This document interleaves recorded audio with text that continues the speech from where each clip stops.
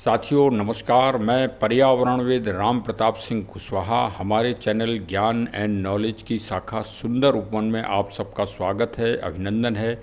हमारे चैनल की तरफ से व हमारी तरफ से सभी को नमस्कार, गुड मॉर्निंग, सत श्री अकाल, आदाब, जय जिनेंद्र। यद्यपि आज की तारीख में कोई धार्मिक त्यौहार नहीं है, यह बात सत्य है, लेकिन आज की दृष्टि से अगर देखा जाए तो आज 5 जून एनवायरनमेंट डे है, पर्यावरण दिवस और विश्व पर्यावरण दिवस है। और वास्तव में ये हमारे जो अलग अलग त्यौहार हैं सामाजिक व्यवस्था में, उन सब से ये कहीं बहुत श्रेष्ठतम चीज़ है और इसकी जितनी तारीफ़ की जाए उतनी ही कम है। क्योंकि वास्तव में जब सृष्टि रहेगी, प्रकृति रहेगी, तो दुनिया स्थिर रहेगी और दुनिया स्थिर रहेगी तो हम सब स्थिर रहेंगे, स्वस्थ रहेंगे, पूरा जीवन अपना जिएंगे और हमारी जो आने वाली अगली पीढ़ी है वो भी स्वस्थ और प्रसन्नचित्त रहेगी। वास्तव में सर्वप्रथम जो विश्व के नीति निर्धारक लोग थे, हमारे राष्ट्राध्यक्ष, प्रधानमंत्री आदि, उन सब ने इस पर विचार किया कि दिनों दिन दुनिया में प्रकृति का क्षरण हो रहा है, पर्यावरण का क्षरण हो रहा है, एनवायरनमेंट का क्षरण हो रहा है। यह बात 1972 को 5 जून को समझ में आई और यह मीटिंग स्टॉकहोम स्वीडन में हुई थी। सबसे पहली मीटिंग सन 1972 में इसी तारीख को, और उसी तारीख को चूँकि मीटिंग हुई थी, सारे नीतिवान लोग इकट्ठे हुए थे, तो यह पावन दिवस एक विश्व त्यौहार के रूप में मनाना प्रतिवर्ष चालू कर दिया गया। यद्यपि मैं दावा तो नहीं करूँगा, लेकिन अगर कोई प्रतियोगी बच्चे जो एग्ज़ाम में बैठ रहे हों और यदि वो हमारे ब्लॉग को सुन रहे हों तो कॉपी पेन अवश्य लेके बैठ जाएं और इसमें कुछ महत्वपूर्ण टिप्स आएंगे जो वास्तव में आपके लिए बहुत ही लाभदायक होंगे और ये समाज के प्रत्येक व्यक्ति के लिए बहुत ही लाभदायक होंगे। हर राष्ट्र के विश्वव्यापी, मतलब जो हम आपको चीज़ें बताएंगे और हम आगाह करेंगे।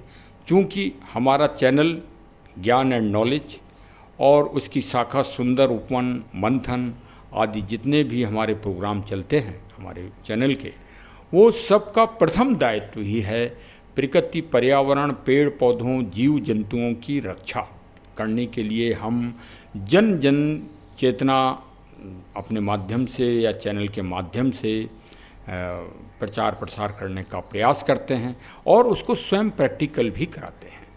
हमारी विशेष जिस संस्था से हमारा चैनल जुड़ा हुआ है, राम रक्षा फाउंडेशन ट्रस्ट 999 लखनऊ, उसके भी सदस्य सभी जगह जगह फैले हैं जो इस जागरूकता अभियान में एक सक्रिय भूमिका निभाते हैं।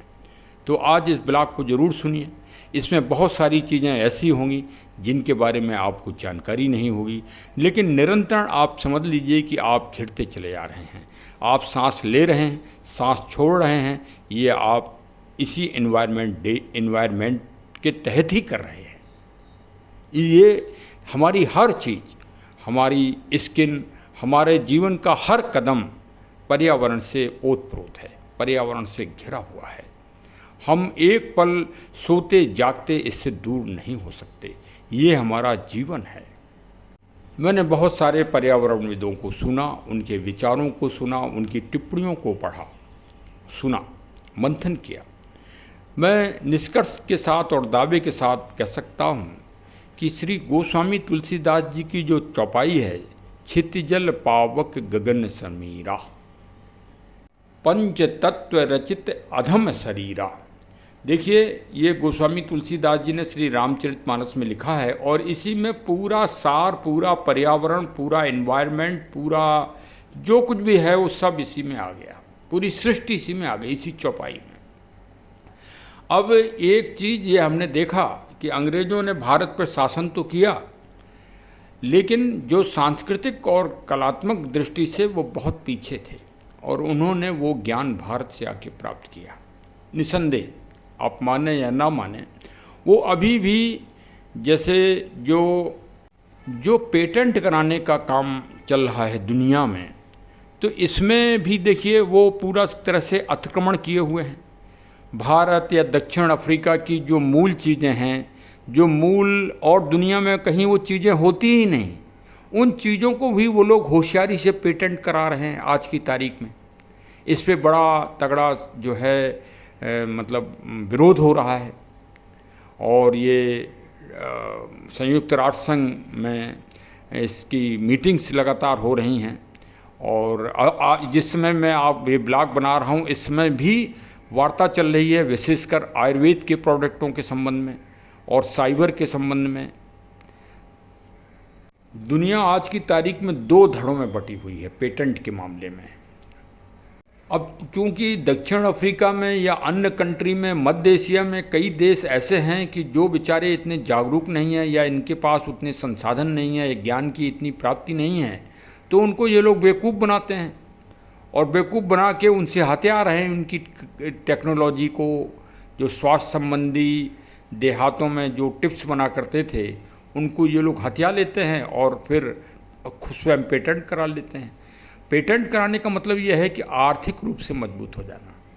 दुनिया में हमेशा आर्थिक दृष्टिकोण से लड़ाई चलती रहेगी और वो आगे भी चलती रहेंगी।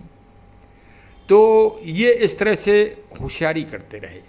तो आज कोई वही अंग्रेज़ों ने यहाँ पर किया कि अंग्रेज़ों ने भारत में शासन तो किया ही किया, और अंग्रेज़ इस बात को बाखूबी आज भी जानते हैं और पहले भी जानते थे कि यदि ये हिंदुस्तानी और भारतीय यदि ये अपने प्लेटफॉर्म पर आ जाएंगे, जिस दिन ये जागरूक हो जाएंगे, उस दिन दुनिया इनके सामने टिकेगी नहीं। इस बात को भली भांति जानते थे। इसीलिए वो हमको निरक्षर बनाकर और एक जो शिक्षा पद्धति उन्होंने चलाई कि एक गुलामी वाली शिक्षा पद्धति कि गुलाम ही बने रहें, वो सब इसमें शामिल है। मतलब पर्यावरण प्रदूषण वगैरह के प्रोग्रामों में शामिल है। क्यों? क्योंकि अब जैसे इसी को मतलब जो जनक बताए गए, मतलब एक देखिए बहुत छोटी सी बात है कि भारत की जो प्राचीन साहित्य है, जो प्राचीन ग्रंथ हैं, बारह मिहिर वगैरह के जो ग्रंथ हैं, बृहत संहिता वगैरह, उन चरक संहिता वगैरह, उनको आप पढ़िए तो वो सब इन्वायरमेंट पे ही तो समर्पित हैं। इन्वायरमेंट के अलावा उसमें है क्या चीज़? और इन्वायरमेंट आप अभी तक मैंने कई विदेशियों की परिभाषाओं को पढ़ा तो वो इन्वायरमेंट की परिभाषाएं तरह तरह की बताते हैं। भाई क्या इन्वायरमेंट में 5 चीज़ें शामिल नहीं हैं? क्या आकाश को अगर आप गंदा कर दोगे तो आप जीवन सुरक्षित रख लोगे? सिर्फ पृथ्वी से काम चल जाएगा कि आप पृथ्वी को स्वच्छ बना लो और आकाश को गंदा कर दो? समुद्र का पानी आप गंदा कर दोगे तो क्या आप सुरक्षित रह लोगे? आग को अगर आप प्रदूषित कर दोगे तो क्या आप सुरक्षित रह लोगे, जीवन जी लोगे? तो ये 5 चीज़ें ही यही सही रूप से इन्वायरमेंट है। और इसके लिए भारतीय समाज शुरू से जागरूक रहा है। शुरू से मतलब वैदिक काल से हमारा एक वेद ही पर्यावरण के लिए समर्पित है, पर्यावरण की रक्षा के लिए ही समर्पित है। सबसे पहला वेद का वाक्य ही किसी भगवान या देवता पे नहीं, अग्नि तत्व पर समर्पित है। अब इससे बड़ी बात और मैं क्या बता सकता हूँ? कृषि और एग्रीकल्चर और ज़मीन के सुधार के लिए वेद में जो टिप्स दिया गया है, उस टिप्स पे यदि आज का वैज्ञानिक काम करे तो ज़मीन की जो मरुस्थल बनता जा रहा है, ये मतलब उससे अच्छा कोई उपाय ही नहीं। और वही उपाय भारतीय प्राचीन पद्धति में रहा, इसीलिए भारत को सोने की चिड़िया कहा गया। और देखिए आप लोग कहोगे कि मतलब आक्रांता आए, आक्रांता 329-327 बीसी में, मतलब ईसा के पूर्व सबसे पहले सिकंदर महान जिसे कहा जाता है, जबकि वो सिकंदर महान आप कहते हो, जबकि वो दुनिया का क्रूरतम व्यक्ति था, अत्याचारी, निर्दयी। और वो वहाँ तब से ताना बाना चालू हुआ और ये मतलब 1947 तक आक्रांता ही रहे, वो किसी भी रूप में रहे हों। और वो भाई क्यों आए भारत में, एक प्रश्न ये है। तो सिर्फ आर्थिक धन को लूटने आए, बस उनसे उनके देश चले हैं। जो लूट भारत में की उन्होंने, जो भारत की सोने की चिड़िया थी, वो हम नहीं कह रहे हैं, उन्हीं का साहित्य कहता है। आप उन्हीं के साहित्य को पढ़िए, जो उनके विद्वान रहे हैं, बदाऊनी और अलबर्नी और मैगस्थनीज, फायान, हैंसांग, इन सारे लोगों को आप पढ़िए तो आप समझ जाएंगे कि कितनी लूट की गई, कि उन लोगों के देशों की जीडीपी चलती रही। जो आज नया शब्द आ गया ना जीडीपी, वो जीडीपी चलती रही। कभी आप इस बात को देखिए तो। और दुनिया भारत को इस मामले में भी ज्ञान देने पे चालू है, और भारत के ज्ञान को, जो भारत के प्राचीन ज्ञान है, उसको मानते ही नहीं। अब आप ये समझिए कि प्रत्येक भारतीय जो मूल है, वो सुबह से ही पर्यावरण के को सुधारने के लिए ही तो लग जाता है साहब। अरे भाई, पहले नदी में जाया करता तो नदी को स्वच्छ करता था। हवन करता है तो नदी में डालता है हवन। अब लोग बात कहेंगे कि हवन तो गंदा है। अरे कभी आपने उस पर विवेचन किया? कभी वैज्ञानिक दृष्टिकोण डाला आपने? अरे भाई, हवन में क्या डालते हैं हम? जौ डालते हैं, तिल डालते हैं, यही से तो पानी की शुद्धता होती है।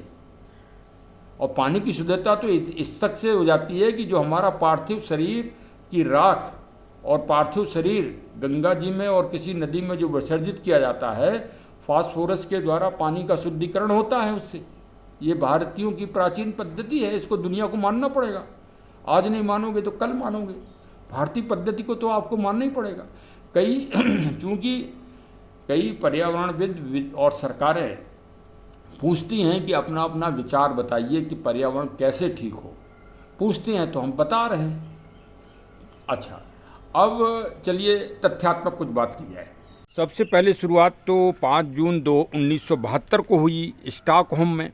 फिर इसके बाद एक साल बाद 5 जून 1973 को इसमें एक रचनात्मक प्रगति की गई संयुक्त राष्ट्र संघ के द्वारा, और संयुक्त राष्ट्र संघ ने एक इसका विशेष कार्यक्रम बना दिया, संयुक्त राष्ट्र पर्यावरण कार्यक्रम UNEP, और उसके द्वारा पूरे विश्व के देशों को इससे जोड़ा गया। और अब वहीं से ऐसी योजनाएं बनाई जाती हैं प्रतिवर्ष, और प्रतिवर्ष एक देश को इसका मुखिया बनाया जाता है। जैसे वर्ष 2024 में सऊदी अरब इसका 1 साल के लिए इस योजना बनाने का वो एक तरह से अध्यक्ष है। अब आप इसी से समझ लीजिए कि वर्ष 2024 में ये कार्य सऊदी अरब कर रहा है, जिसे आज की भाषा में, इंग्लिश भाषा में होस्ट कहा जाता है। तो अब चूंकि आप जोग्राफिकल पोजीशन से आप जानते ही होंगे कि सबसे बड़े मरुस्थल अगर कहीं हैं तो सऊदी अरब में, और सऊदी अरब के आसपास हैं ये थार, भारत से सहारा, थार, ये सब पुराने रेगिस्तान हैं, और ये चले जाते हैं, पूरी पट्टी चली जाती है। और यहाँ पर सबसे जो एक पेड़ जो जिंदा रहता है, जिसको समी का वृक्ष कहते हैं, जिसको हम कहते हैं कि भाई समी का वृक्ष अवश्य लगाइए। अभी नौतपा में भी लगाने की हमने सबसे अनुरोध किया था। तो वो समी वहाँ का राष्ट्रीय वृक्ष भी है। तो इस बार का जो टास्क है विशेषकर वो मरुस्थल के लिए ही है, मतलब जो रेगिस्तान बढ़ रहा है उसके रोकथाम के लिए और उसकी जागरूकता के लिए है। भाई ये सारे कार्यक्रम जागरूकता, जन जन में जागरूकता फैलाने के लिए हैं। और ये जो मतलब सबसे पहले जो आधार इसका बनाया गया था वो इसीलिए बनाया गया था कि अगले आने वाली पीढ़ी को, ये मैं नहीं कह रहा हूँ, अगली आने वाली पीढ़ी को जागरूक किया जाए, उनको अभी से मतलब एक तरह से उनमें चिंता पैदा की जाए कि पर्यावरण की वो रक्षा कैसे कर सके। हाँ, तो अब एक फार्मूला हो गया है कि भाई वृक्ष लगाओ, वृक्ष लगाना ही विकल्प है। वास्तव में वृक्ष शंकर के स्वरूप हैं, भगवान शिव के स्वरूप हैं। तो वो तो हमारा सारा जहर पीते ही पीते हैं सब भगवान शिव की तरह। लेकिन समस्या तो ये है कि वृक्ष लग कैसे पाएंगे जब आपकी ज़मीन में ही ताकत नहीं होगी, ज़मीन आपकी क्षरण हो जाएगा। ज़मीन का जो आपका क्षरण आप करे दे रहे हो विषैली रासायनिक चीज़ों के द्वारा, तो आप कैसे कल्पना कर सकते हो कि उसमें कोई फसल पैदा हो जाएगी या पेड़ पैदा हो जाएंगे। जब पेड़ पौधा नहीं होंगे, फसलें पैदा नहीं होंगी, तो आदमी फिर आगे कहाँ से पैदा हो जाएगा। समझ रहे हो ना आप हमारी बात। असली चिंता का विषय समझ लीजिए कि अभी तो आपको लग रहा है कि हाँ अरे हम तो बड़े हेल्दी हैं, ये बकवास करते हैं, हम लोगों को डराते हैं, धमकाते हैं। अरे भाई, जब विलुप्तीकरण चल रहा है, कई पशु पक्षी जानवर पेड़ पौधे कई समाप्त हो गए, डायनासोर सरीखे प्राणी समाप्त हो गए इस दुनिया में, और भी जाने कितने समाप्त हो गए। मतलब आप अगर गिनती घुसेंगे इसमें तो इसका कोई छोड़ नहीं है। हर वर्ष 100-200 प्रजातियां ख़त्म हो रही हैं। हाँ, अब अगर उनको आपने संरक्षित नहीं किया, धीरे धीरे फिर आपका भी नंबर है। आप मतलब वो मत समझिए। देखिए, इसका उदाहरण आपको दे रहे हैं कि अभी एक छोटा सा देश है पापुआ गिनी, जिसकी आबादी सिर्फ 28 लाख है। 28 लाख में 20,000 आदमी एक साथ मतलब गड्ढों में चला जाए, ज़मीन वहाँ की भूस्खलन हो जाए और उसमें दब जाए, तो अब आप रेशियो ज़रा निकाल लीजिए कि एक तरह से मतलब विभीषिका आ गई कि नहीं आ गई इस छोटे से देश में। और कोई बड़े बड़े देश मदद के लिए तैयार नहीं हो रहे हैं, वो बेचारे गुहार लगा रहे हैं, चिंता लगा रहे हैं, उनके पास कोई आधुनिक टेक्नोलॉजी नहीं है। भारत एक खड़ा हुआ है उनकी मदद के लिए, तो दुहाई कुछ भी दे। अभी देखिए 9 दिन के लिए 9 तपा चल रहा था। अब हंसते हैं लोग बाग, जब कोई नाम ले 9 तपा तो हंसते हैं, लेकिन आज जरा 9 तपा में मरने वालों की संख्या ही आप देख लीजिए, हज़ारों में पहुंच गई है उत्तर भारत में, जो सरकार के द्वारा लिखत पढ़त में है। तो आपने कभी ये देखा कि कितना सेंटीग्रेड बढ़ गया तापमान? तो मैं आपको बता रहा हूँ कि 1.45 सेंटीग्रेड तापमान प्रतिवर्ष की दर से बढ़ रहा है। अब आप ये समझिए, तो अब क्या होगा आगे चल के जब इसी तरह से बढ़ता रहेगा, तो जो अटलांटिका और हिमालय वगैरह की बर्फ़ें हैं वो अपने आप पिघलेंगी, और पिघलने के बाद नदी का स्तर बढ़ जाएगा। आप तो झूठे में जनता को धोखा देने के लिए दिखाओगे नहीं, क्योंकि डैम बना रखे हैं आपने कृत्रिम रूप से, तो सारे पानी आप भर लोगे, ये बात आप जनता को बताओगे नहीं। फिर वो जब बर्फ़ें पिघल जाएंगी तो समुद्र का पानी फिर बढ़ जाएगा, और समुद्र का पानी जब बढ़ जाएगा तो फिर वो ये स्थिति बनेगी सुनामी वाली, और विभीषिका पूरे देश में चालू होगी। एक सुनामी दुनिया में आई तो पूरी दुनिया हिल गई। यदि ये इसी तरह का क्रम बनता रहेगा तो नदियों के पानी में जो जहर जा रहा है, जो रसायन जा रहे हैं, वो समुद्र में जा रहे हैं। समुद्र में बादल की कार्रवाई, मानसून बनेगा, तो जो समुद्र से पानी मुझको मिलेगा वही तो पानी वो फिल्टर करके लेगा, तो वही पानी, क्षारीय पानी, अम्लीय पानी जब बरसता है तो ज़मीन वहाँ की मरुस्थल बनाना चालू कर देती है। देखिए, मैं साइंस साइड का स्टूडेंट नहीं रहा हूँ, मुझसे अगर कहीं त्रुटि हो जाए तो अपने आप सुधार समझ लीजिए उसको कि हमारा भाव क्या है। हमारा भाव सिर्फ जो हमारे चैनल का है, एक जागरूकता बढ़ाने का, सिर्फ वही भाव है, हमारा कोई विज्ञान की शिक्षा दे रहा नहीं है।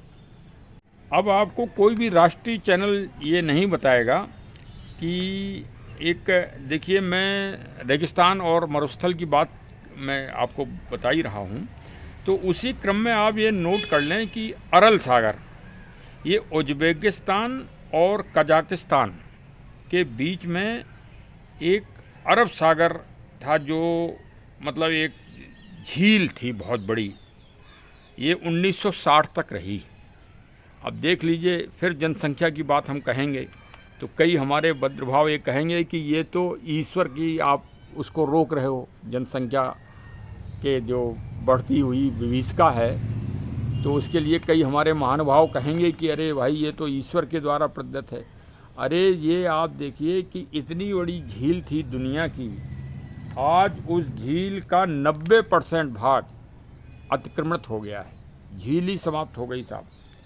अराकुलम और मरुस्थल बन गया है वहाँ पर। सबसे बड़ी चिंता की बात पूरे विश्व को ये है कि अराकुलम एक नया रेगिस्तान, थार की तरह जैसे रेगिस्तान, सहारा रेगिस्तान मरुस्थल हैं, उस तरह का मरुस्थल पूरा ये बन गया है उज्बेकिस्तान और कजाकिस्तान के बीच में। अब वहाँ कोई फसल नहीं होती। जहाँ झील थी, झील का मतलब एक मीठे झील, मीठी पानी की झील थी, एक स्वर्ग था वो, और वो आज नरक बन गया है। अब क्या होगा वहाँ? वहाँ के जो रहने वाले लोग हैं वो अब विस्थापित होंगे, माइग्रेट होंगे। कहाँ? संपन्न देशों में। बात समझ रहे हो ना? अब संपन्न देश कौन है? जैसे यूरोपीय लोग देशों ने पहले बड़ी सहानुभूति दिखाई और जो है शरणार्थियों को अपने इधर शरण दी, आज वो उनके लिए समस्या बन रहे हैं। तो ये जो अब इस तरह के जो मरुस्थल बन रहे हैं, जगह व जगह बनते जा रहे हैं, ये आप नोट कर लीजिए। ये परीक्षा में पूछा जा रहा है अराकुलम झील के बारे में कि अराकुलम झील कहाँ थी और ये नया मरुस्थल कहाँ बन गया। ये सब उज्बेकिस्तान और कजाकिस्तान की सीमाएं ये बाकायदे परीक्षाओं में पूछी जा रही हैं। इनको आप अपने विशेष तैयारी कोर्स में रखिए।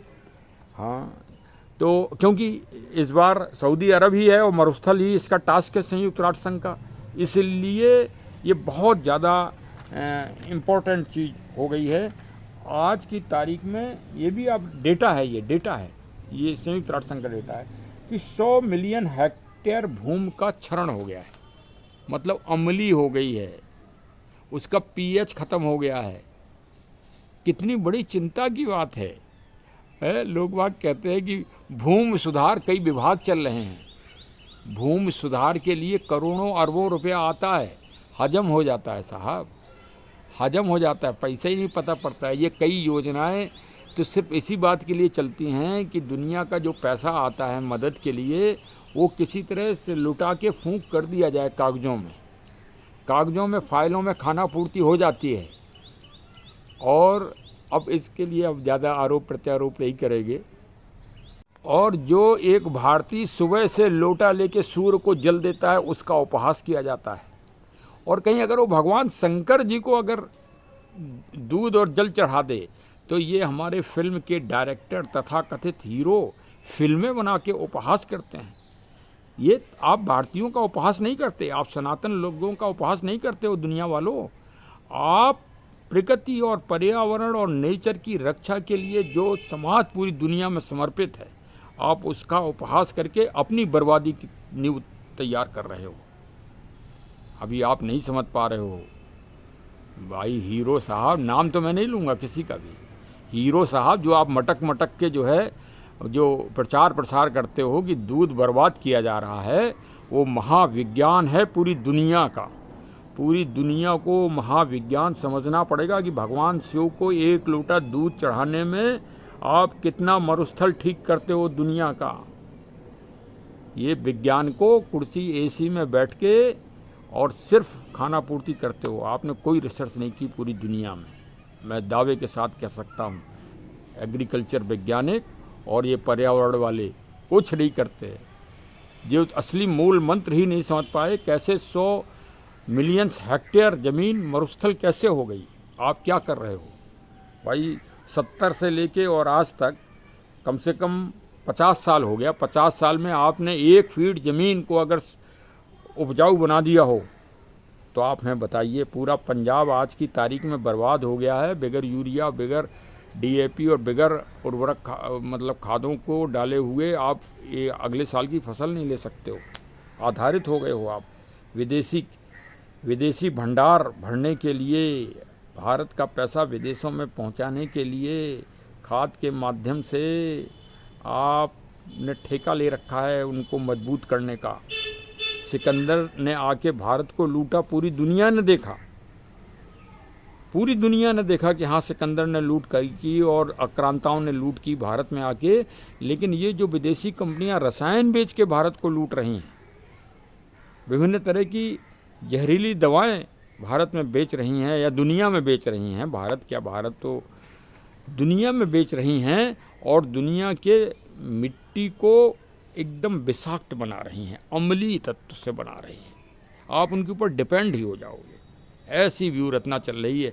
अब एक आम के पेड़ में अगर आप आम का वो रसायन न डालो, कीटनाशक न डालो, आम ही नहीं आएगा। पेड़ लगाए रखे रहो, आप खूब लगा लो, आप बाग लगा लो पूरा, जब तक आप हज़ारों रुपए की दवाएं उसमें नहीं डालोगे। देखिए, सुन लीजिए भाई, ये इसलिए कह रहे हैं कि कहाँ तक आप सुधार पाओगे पर्यावरण को, इन्वायरमेंट को कहाँ तक आप सुधार पाओगे साहब? कौन कर रहा है ज़रा हमें बताओ। जो बाबा जी, वैद्य जी जो आश्रम में पेड़ पौधे लगाते थे, उनका उपहास समाज उड़ा रहा है, उनका मनोबल तोड़ा जा रहा है।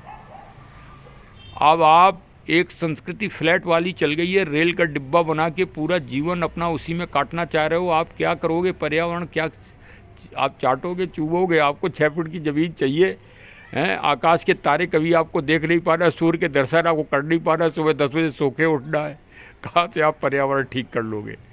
एक शंकर जी को 1 लोटा पानी डाला करते थे, वो भी जब से वो फिल्म बनी उसने भ्रम फैला दिया। माननीय सुप्रीम कोर्ट को या जो भी उत्तरदायी सरकार हों, उनको आज की तारीख में उस फिल्म को रद्द करके और दुनिया को संदेश देना चाहिए, और भारत के नागरिकों में वो भ्रम जो फैल गया है उसको समाप्त करना चाहिए। वो शंकर भगवान शिव की सेवा नहीं है, वो दुनिया की मानवता और सृष्टि की सेवा है, वो नेचर की सेवा है, वो प्रकृति की सेवा है। हाँ, जैसे अब एक और वो चल रहा है कि पेड़ लगाओ, पेड़ लगाओ, पेड़ लगाओ। पेड़ बहुत करोड़ों रुपया, अरबों रुपया खर्च किया जा रहा है। अरे जानवरों को आप रोज़ मार रहे हो। हम ये थोड़ी कह रहे हैं कि आप गाय को मार रहे हो। हम ऐसा बयान नहीं देंगे जिससे कोई तनाव हो या किसी तरह की बात हो। मारो भाई जिसको मारना हो, कानून बना है, जो आदमी को मार देता है गाय, कौन सी बात है? हाँ, ये भारत है। हाँ, यहाँ आदमी मारे जा रहे हैं। हाँ, इतने बने तो हैं, कानून है, आजीवन फांसी की सज़ा है, लेकिन फिर भी मार देता है। तो बेफालतू में क्या चिल्लाना। लेकिन सुन लो अब आगे, लेकिन जब जानवरों को आप मार रहे हो, देखिए ये एक सर्किल है। जानवर होंगे तो पेड़ होंगे, पेड़ होंगे तो आदमी होगा, आदमी होंगे तो ये सब होंगे। वाह साहब, कितनी अच्छी बात है। देखिए, एक सर्किल है पूरा। आदमी होंगे सब कुछ होगा। आदमी तो देवता से भी बड़ा है। देवता वो नहीं कर सकता काम जो आदमी कर सकता है, ये हमारे शास्त्र कहते हैं, भारतीय शास्त्र कहते हैं।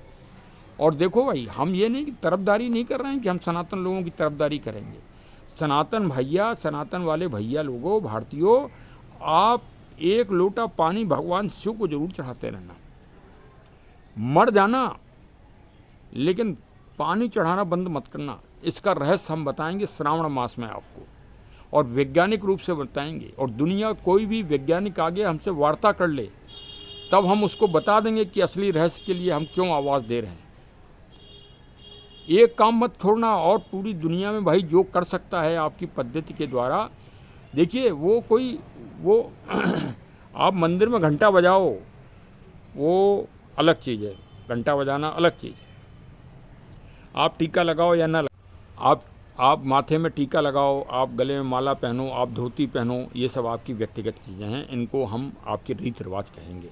लेकिन जो भगवान शिव की सेवा है, वो हम सेवा कहेंगे कि वो आप सृष्टि की सेवा कर रहे हैं, वो आप प्रकृति की सेवा कर रहे हैं, वो आप एनवायरनमेंट की सेवा कर रहे हैं, वो आप पॉल्यूशन की सेवा कर रहे हैं, वो आप सबसे बड़ा काम दुनिया में जो सबसे श्रेष्ठतम कार्य है, वो आप कर रहे हैं। और वो करते रहिए, प्रतिदिन करते रहिए। भगवान शिव की पिंडी पे जरूरी नहीं आप किसी वृक्ष पे चढ़ा दीजिए पानी, हाँ, लेकिन करते रहिए, क्योंकि वो सर्किल है। आपको पानी उसी रूप में प्राप्त होगा, आपको जीवन उसी रूप में प्राप्त होगा।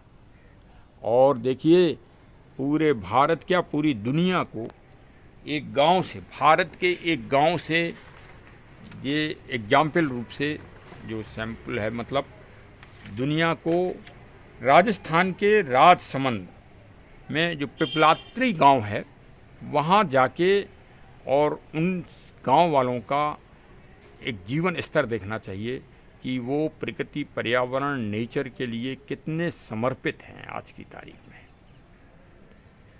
पूरा गांव पूरे विश्व में एक आदर्श गांव साबित हो गया है एनवायरनमेंट की रक्षा के लिए। देखिए आज हम नए नए नाम ले सकते हैं कि global warming, environment, climate changing, जलवायु परिवर्तन, और ये सारी समस्याएं हैं, और बायोडाइवर्सिटी, और क्या है भाई अंग्रेजी शब्द और कौन सा है, देखो भाई लेकिन ये सब बेकार की बातें हैं। ये सब इंग्लिश हिंदी के रूपांतरण हैं। आप किसी भाषा में कर दो, जर्मन वाले अपनी भाषा बोलें, रसिया वाले अपनी भाषा बोलें, कुल मिला के वातावरण जो सही शब्द है वो शुद्ध रखो, पर्यावरण शुद्ध रखो। और जो है जो पहला संदेश है ओनली वन अर्थ, केवल एक पृथ्वी, जो आज के दिन का 5 जून का जो एक नारा है वो वास्तव में पूरी दुनिया को उसी पर चलना चाहिए। वसुदेव कुटुंबम जिसे कहते हैं, हमारे प्राचीन हमारा जो आराध्य शब्द है भारत का, उस पर ही चलकर दुनिया श्रेष्ठ बन सकती है।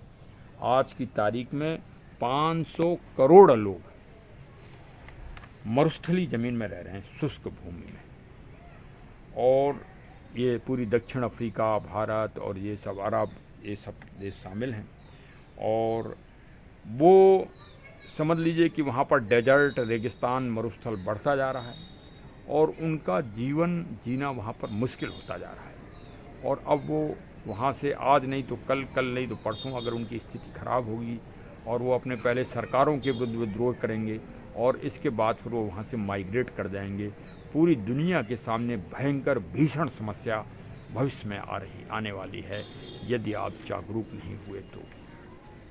और इसके लिए आपको भारत की प्राचीन पद्धति पे शोध करना होगा, नज़र डालना होगी दुनिया वालों। आपको वही करना होगा जो प्राचीन काल से भारतीय करते चले आ रहे हैं। अब उस पर आप शोध कराइए, पैसा खर्च करिए और ज्ञान प्राप्त करिए। प्रकृति और नेचर को संरक्षण व संवर्धन का मैं आज की तारीख में बस इतना ही कह सकता हूँ।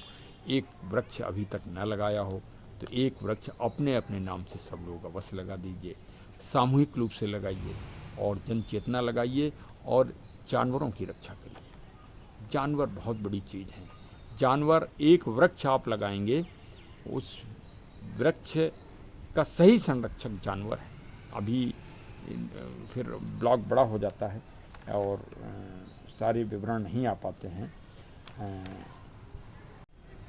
सारे दुनिया के देशों में नॉर्वे एक ऐसा देश है जहां 7.7% रैंक है ये वहाँ का, जो सुपर रैंक है, और वो पर्यावरण और एनवायरनमेंट को बनाने में एकदम आइकॉन है।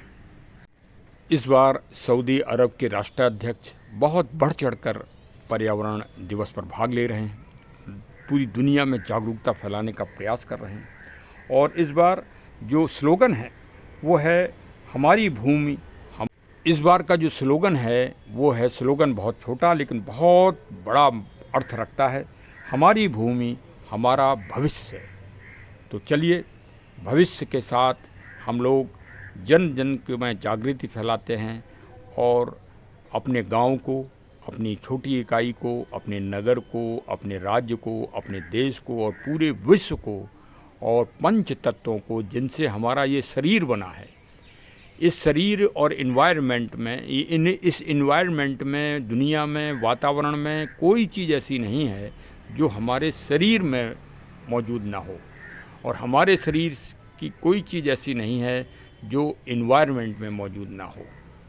बस इसलिए हमें दोनों को स्वस्थ और दोनों को स्वच्छ और दोनों को अच्छा और सुदृढ़ बना के संरक्षण व संवर्धन करना है। और चलिए अब उसी के साथ हमारे चैनल की बटन भी दबा दीजिए और मिलने जुलने वालों को जन जागरण के लिए ये फॉरवर्ड भी करिए। बहुत बहुत धन्यवाद। जय हिंद, जय हिंद। चरे वेति, चरे वेति, चरे वेति।